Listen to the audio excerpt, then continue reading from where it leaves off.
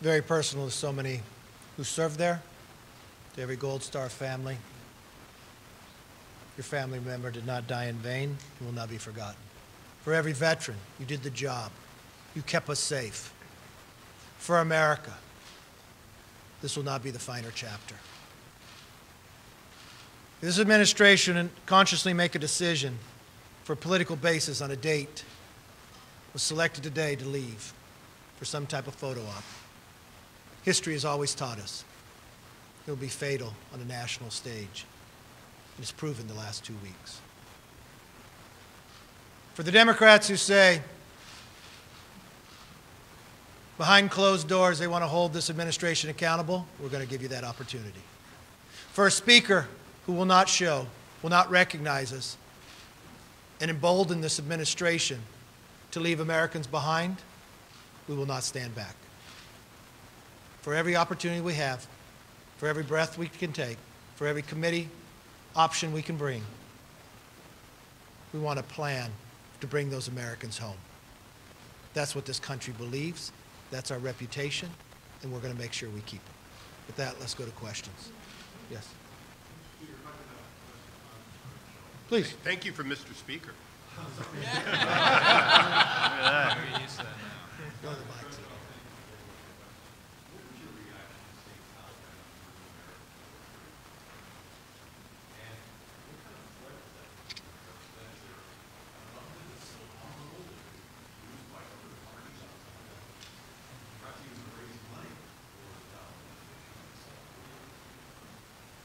Well, the feeling everybody gets is disgrace, embarrassment, anger that we allowed this to happen.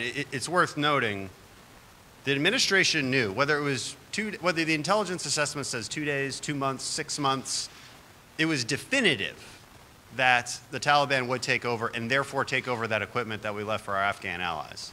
So they went through with this plan knowing that. That's a really important point. Now, what are they going to do with this equipment? Look, some of it they can't operate.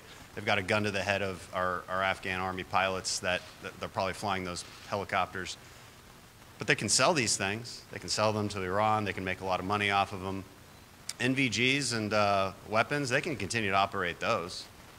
You know, one of our biggest advantages as special operations on the battlefield has always been operating at night. We can see things they can't. We can aim when they can't. With thousands of NVGs and thousands of the infrared lasers on the weapons that we use to aim, that advantage is now gone. And you know, what are they going to do with it? Well, they're not going to use it for local security. They're going to externalize their operations just like our intelligence community believes they will with ISIS and Al-Qaeda. Again, these people are joined at the hip. They all come from the same tree. So it's not only is it a disgrace, but it's a direct national security threat, especially when you consider how easy it is to get across our southern border these days. Another refusal and abdication of duty from this administration. These things are all closely related. And America is far less safe than it was.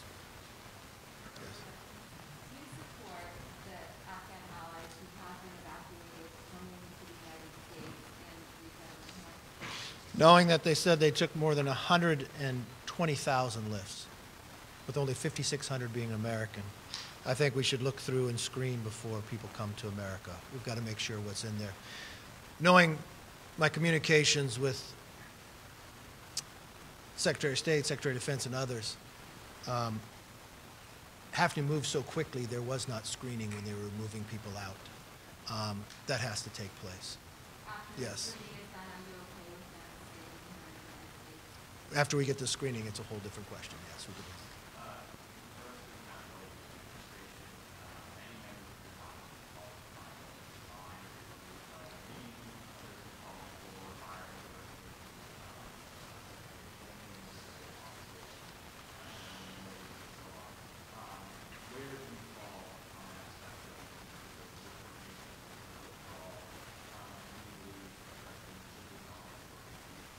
I believe right now we should get every American home.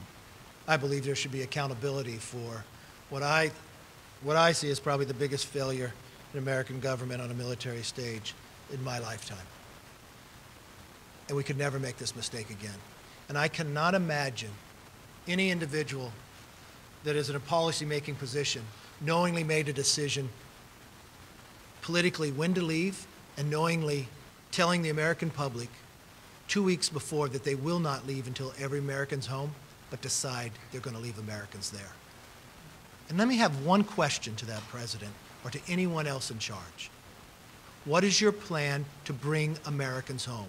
You knowingly made a decision that you're leaving them there. You acknowledged it. Prior, a month or two before, you said there's from 11,000 to 15,000 Americans there. You say you only brought 5,600 out. You're now going to put pressure on the Taliban when we're gone to get them home? The president stood before us in a press conference and told Americans who were there to go to the airport. In less than 30 minutes, we had a conference call with his own leadership who said not to go to the airport, they're being beaten. The number of members here that their congressional districts and others worked to bring Americans home. When they went to the airport that the State Department told them to, they said the Taliban would take their papers or shoot at them and have them run back. The lies have got to stop. The accountability needs to be there. But most importantly, Americans need to be able to be brought home. This cannot be our history. This cannot be where this ends. We will not allow it. Yes.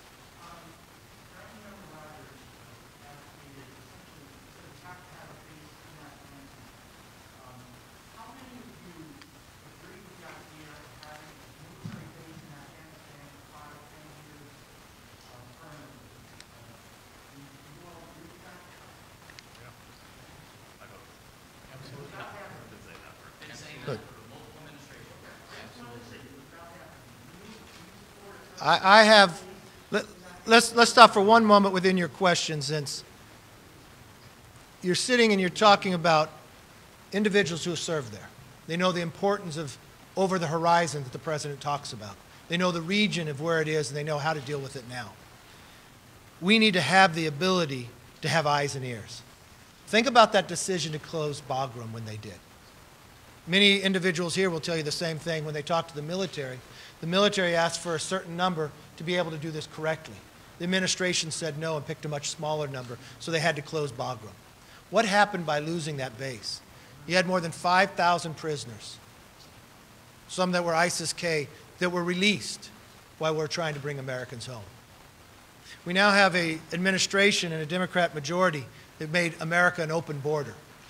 We knowingly know that earlier this year, we've caught people on the terrorist watch list, not from Central America, but even from Yemen, coming across this border. We now have more than 5,000 prisoners that were held there inside a base that, had we kept, would not be released. They wouldn't have the opportunity to come across an open border.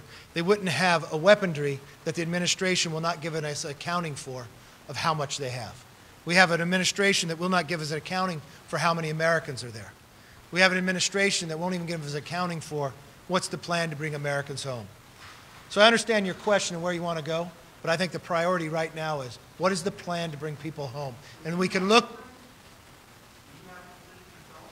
I have a position that we need to have eyes and ears in that region if we want to be safe. And if the military believes the best place to be there, I have said publicly before, I would not have closed Bagram. And the time, place is what they did. Yes?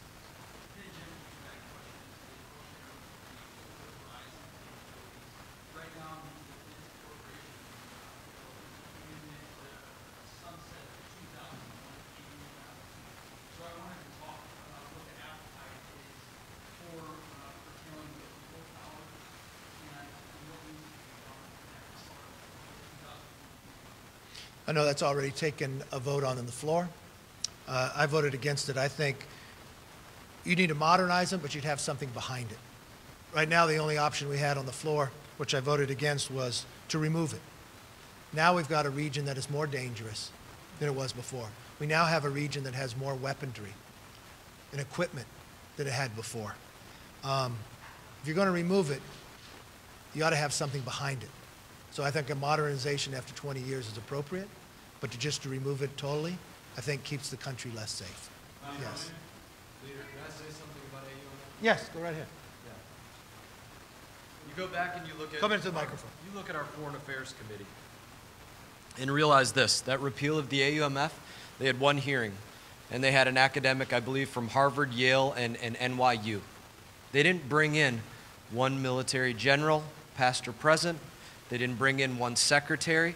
That's exactly the way that they're out there conducting their policy, without looking into the ramifications and the repercussions of what's going to happen with the political decisions that they're out there making. They're asking the wrong people. They're not asking the right people. If they do take the time to ask them, they're not listening to them. And that's probably exactly what we could expect out of the next conversation for another AUMF, the same way they did it the first time. Last question. There's approximately $3 billion that's already been appropriated from Congress that's sitting from fiscal year 2020 and fiscal year 2021 that was supposed to be for Afghan security forces. What do you want to see done with that money, and what can Republicans in Congress do in order to make sure that money is spent? Well, I would like to first see a plan to bring Americans home.